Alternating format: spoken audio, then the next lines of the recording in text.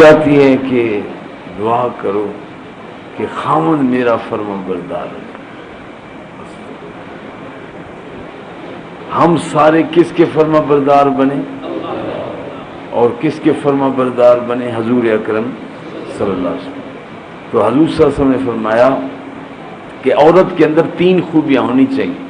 اگر خاوند دیکھے تو خوش ہو جائے، اگر خاوند کوئی بات کرے تو عورت مانے، اگر خاوند نہ ہو تو اپنی عزت کی حفاظت کرے. تو حضور اکرم صلی اللہ علیہ وسلم نے فرمایا کہ جو عورت 6 کام کر لے جنت کے جس دروازے سے چاہے داخل ہو جائے.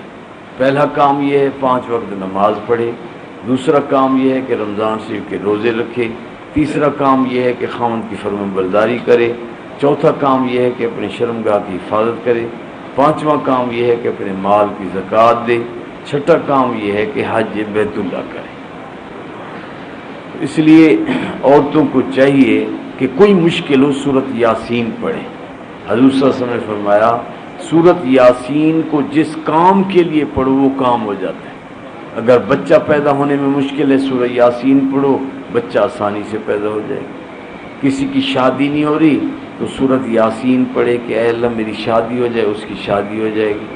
موسیٰ علیہ السلام کی شادی نہیں ہو رہی تھی، انہوں نے دعا پڑھی رب انی لما انزلت الی من خیر فقیر، تو بغیر مانگے رشتہ نبی نے دے دیا. تو آپ کو پڑھنے سے نبی کا رشتہ نہیں ملے گا، نبی کوئی ہے نہیں، کہیں جھوٹا نہ مل جائے. تو اس لیے آپ رب انی لما انزلت الی من خیر فقیر، لڑکا ہے لڑکی ہے، یہ دعا پڑھے اور روزانہ سورۃ یاسین شادی کی نیت سے پڑھے، انشاءاللہ اس کی شادی ہو جائے گی. کئی بندے کہتے ہیں ہمارے بیوی بچے اچھے نہیں ہیں، اللہ نے دعا بتائی ہے ربنا ھب لنا من ازواجنا وذریاتنا قرۃ اعین واجعلنا للمتقین اماما. یہ 19واں سپارہ ہے، سورہ فرقان ہے، آخری رکوع ہے. یہ دعا ہے، اس کو پڑھیں، انشاءاللہ آپ کے بیوی بچے اچھے ہو جائیں گے. اس کا معنی یہی ہے کہ اے اللہ میری بیوی بچوں کو میری آنکھوں کی ٹھنڈک بنا اور متقیوں کا امام بنا. کئی لوگ کہتے ہیں ہمارے والدین ٹھیک نہیں ہیں، ہم کہیں کہتے ہیں وہ کہیں شادی کر دیتے ہیں، یہ بڑی مصیبت ہے. تو چلو ان کے لیے بھی ایک دعا ہے، اللہ تعالیٰ نے بتائی ہے رب ارحمہما کما ربیانی صغیرا. اے اللہ جیسے میں بچہ تھا ماں باپ نے مجھ پہ رحم کیا، اب تو ان پہ رحم کر دے. تو انشاءاللہ وہ رحم دل ہو جائیں گے، جہاں آپ کہتے ہیں وہاں آپ کی شادی کر دیں گے. ٹھیک ہے، رب ارحمہما کما ربیانی صغیرا. اچھا ایک بات ہے، ماں باپ کے تجربے سے فائدہ اٹھانا چاہیے. آپ تو کہتے ہیں میں یہاں شادی کروں گا، تو والدین کہتے ہیں کسی اور جگہ شادی کرو. اصل میں والدین نے زندگی گزاری ہوتی ہے، ان کو پتہ ہوتا ہے کون سا خاندان کیسا ہے. تو اس لیے اچھا تو یہی ہے والدین کے تجربے سے فائدہ حاصل کرنا چاہیے، ورنہ پھر رشتے سے پہلے کچھ اور طرح کے ہوتے ہیں، رشتے کے بعد پھر اور طرح ہو جاتے ہیں، پھر آپ کو پریشانی ہوگی، پھر آپ والدین کو یاد کرو گے لیکن پھر کچھ ہو نہیں سکے گا. تو اس لیے والدین کے تجربے سے فائدہ اٹھانا چاہیے. وہ اگر کہتے ہیں بھی یہاں نہ کرو تو ضرور اس میں کوئی حکمت ہوگی. تو اس لیے والدین کی فرما برداری کرنی چاہیے، ان کو راضی کرنا چاہیے. حضور صلی اللہ علیہ وسلم نے فرمایا اللہ کی رضا والد کی رضا میں ہے. اگر والد راضی ہے تو اللہ بھی راضی ہے، اگر والد ناراض ہے تو اللہ بھی ناراض ہے. اور ماں اور باپ جنت کے 2 دروازے ہیں. تو اس لیے ہم ماں باپ کو راضی کریں، ہمسائے کا خیال کریں. حضور صلی اللہ علیہ وسلم نے فرمایا، حضور صلی اللہ علیہ وسلم کی گھر والی کہتی ہیں کہ حضور صلی اللہ علیہ وسلم جب گھر میں گوشت لے آتے تھے کہتے تھے پانی ڈال دینا، یعنی شوربہ بنا لینا، پھر شوربے والا سالن دوسروں کو دے سکتے ہیں. تو حضور صلی اللہ علیہ وسلم کے زمانے میں سالن لوگوں کے گھروں میں دیتے تھے. تو آج کل جو ہے کھاتے ہیں، جو باقی بچ جاتا ہے وہ پھر فریج میں رکھ دیتے ہیں. تو پہلے زمانے میں کہتے تھے کہ سالن خراب ہو جائے گا، چاول خراب ہو جائیں گے، دودھ خراب ہو جائے گا، ہمسایوں کو دو، رشتہ داروں کو دو. اب کہتے ہیں خراب نہیں ہوتا، فریج میں رکھ دو. تو اس لیے کہتے ہیں کہ فریج کی الماری تے کنجوسی کی بیماری. جو بندہ فریج لیتا ہے وہ کنجوس بھی ہو جاتا ہے. الا ماشاءاللہ کئی نہیں ہوتے، ورنہ اکثر ایسے ہو جاتے ہیں کہ کہتے ہیں کسی کو کچھ دینا ہی نہیں. حضور صلی اللہ علیہ وسلم نے فرمایا جو لوگوں کے گھروں میں چیزیں بھیجتے ہیں تو بھیجنے والے کے گھر میں اللہ بھیجتا ہے. تو اس لیے ہم ٹھیک ہے ہمارے گھر فرج ہے لیکن پھر بھی ہم لوگوں کے گھر چیزیں دیا کریں. حضور صلی اللہ علیہ وسلم نے فرمایا جو کسی کو کھانا کھلائے گا اللہ اس کو جنت کا کھانا کھلائے گا. اگر کسی کو کوئی کپڑے پہنائے گا اللہ جنت کا لباس پہنائے گا. اگر آپ کی شادی نہ ہو رہی ہو تو آپ دوسرے کی کرائیں آپ کی ہو جائے گی. ایک صحابی نے کہا تیری شادی نہیں, اس نے کہا میں کرا دیتا ہوں.